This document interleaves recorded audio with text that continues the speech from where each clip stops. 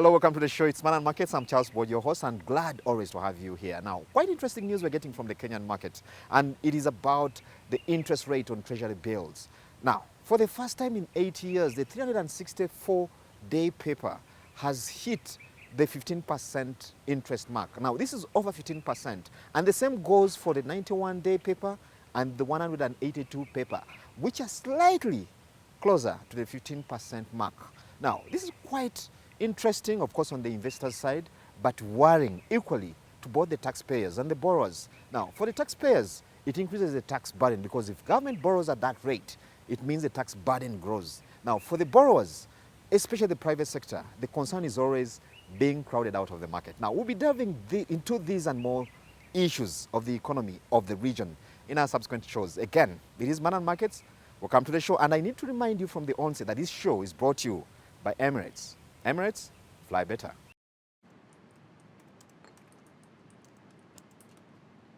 You want to talk business? Meet me in the On-Board Lounge.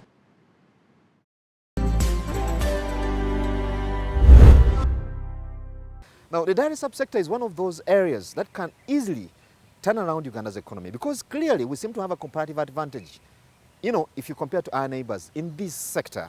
And this has been seen by the competitiveness of Ugandan dairy products up to Nairobi. Now, today, we're speaking to the authority in this area to find out what they're doing to ensure that the sector rakes in even more revenue for Uganda.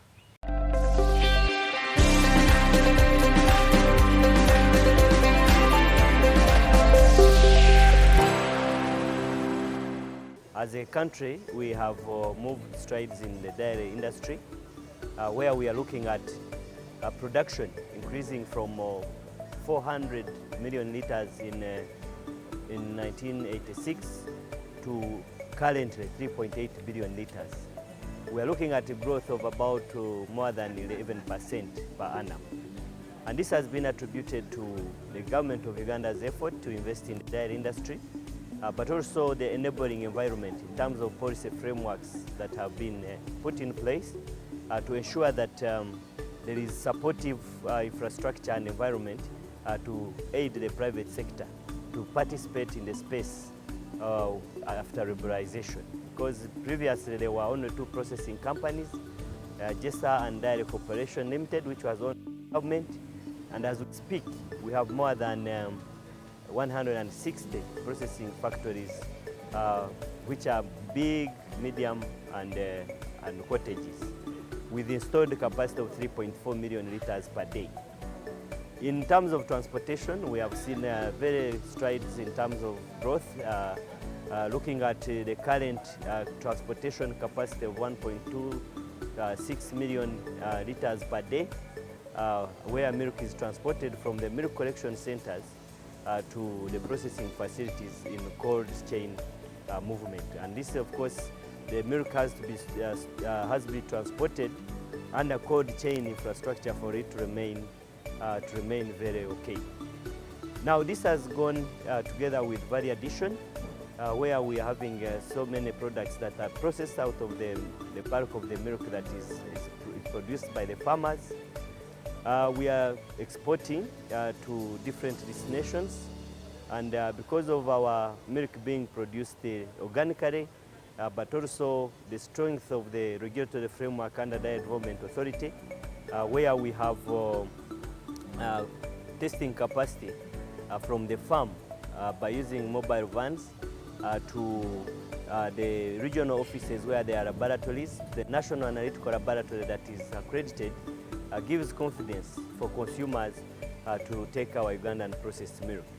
And the adherence to the standards there has also helped us to penetrate markets like USA, Japan, UAE, and all these require stringent quality controls for which the processors under the framework of Ministry of Agriculture, Minerals and Fisheries have been met, and we are going to different locations. Now, the export receipt and foreign exchange earning has risen to $265 million US. We are looking at tripling that income revenue by access to the Algerian market, the Senegal market, to the opening more of the East African market, but also exercising the African Continental Free Trade Area that will give us more access to the markets, and we have more products that are processed.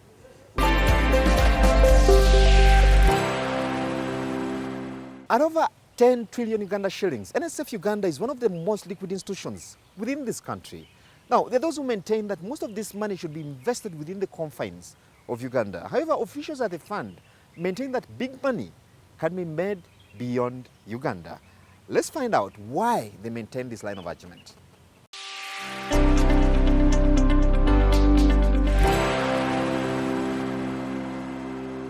In the recent National Social Security Fund Performance Update, it became clear that the bulk of the fund's assets are invested in fixed income, largely treasury bills and bonds. With an over 18 trillion shilling asset base, 78% is invested in fixed income. Some of this is invested outside Uganda in economies like Kenya. Some pundits assert that the bulk of the fund's money should be invested in Uganda given the massive public and private sector cash needs, especially at this point in time. NSF officials, however, advise otherwise. But the reality is that because our economy is smaller than some of our neighbors, even when you participate to that extent and the impact is great, the overall impact on your performance is small. We closed the year with assets under management of 18.6 trillion. That means that 1% of that is 186.7 billion. Now, if you're going to improve the diversification, of this fund by 1 percentage point, it means that you have to be able to deploy more than 200 billion. It is partly for this reason that the fund has invested beyond the borders of Uganda, but also to seek a better return on investment, which is key in preserving and protecting the savers fund's value. We have got 3 value propositions to our members. The first one is safety. And safety has 2 components. That when you are eligible for your money will be there. 2, the value of that money will not be eroded. So we always make sure that we protect your money from inflation. That's the value proposition we give the members. That defines exactly what we determine to engage in. The first question is the members' money going to be safe? Today, besides Kenya, which is East Africa's biggest economy, NSF has invested in other East African markets, looking at multiple investment options. We have participated in those markets as well through government bonds and investments in companies. In Tanzania, we have a big allocation to fixed income. They have bonds. Actually, bonds in Tanzania of more than 2 years are actually tax-free, and we take advantage of that again to bring the effective tax to the member down. But we also invested in the blue chips of that particular market. But again, what we saw last year, the market as a whole came down, and in fact, even on the fixed income side, the yields in Tanzania reduced from about 14% last year to 12% by the time we closed the year. In the year ended 30th June, NSSF revenue increased to 2.2 trillion shillings, representing a 15% increase from the previous year. This is against a backdrop of a challenging business environment, characterized by a reduction in the regional bourse's performance, with the Nairobi Stock Exchange, East Africa's biggest bourse, being the worst hit. But even in these circumstances, there are still calls, especially by the private sector, to have the fund participate more in the local economy, more so in the area of providing more long-term funds to the private sector, the mainstay of its funds mobilization efforts.